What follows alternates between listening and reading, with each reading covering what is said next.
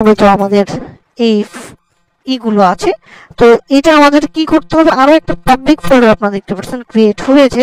আমাদের এই পাবলিক ফোল্ডারে এই ফাইলগুলো কপি মুভ করে নিতে হবে। এই যে পাবলিক ফোল্ডারে নিলাম, তো নেওয়ার পরে জাস্ট আমরা এখানে রেখে দিব। আর এটার মধ্যে দেখবেন index.php আছে, তো এই ফাইলটাকে আপনার ডিলিট করে দিতে হবে। এই ফাইলটা যখন ডিলিট করে দিবেন, ডিলিট করে আপনি যখন আবার এখানে রিফ্রেশ করবেন, তখন আপনারা দেখতে পারবেন আমাদের যে পেজটা আছে সেটা কিন্তু চলে আসছে। এই যে দেখতে পাচ্ছেন। এখন আপনারা দেখতে পাচ্ছেন এই পেজটা আমি এই টেক্সট এডিটর দিয়ে ওপেন করে দেখাচ্ছি। এখানে ব্ল্যাঙ্ক আছে।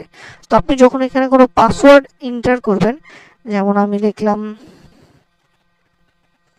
অ্যাডমিন, এখানে কিছু একটা দিলাম, দেওয়ার পর জাস্ট লগ ইনে ক্লিক করবো। লগ ইনে ক্লিক করার পরে আপনারা দেখতে পারবেন এই যে টেক্সট এডিটর দিয়ে এটা ওপেন করলেই আপনারা দেখতে পারবেন এই যে ইউজার নেম পাসওয়ার্ডটা চলে আসছে।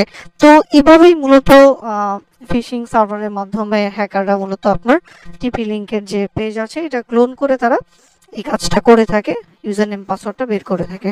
তো আশা করি ভিডিওটি আপনাদের ভালো লাগছে। তো আজকে পর্যন্তই, ধন্যবাদ সবাইকে।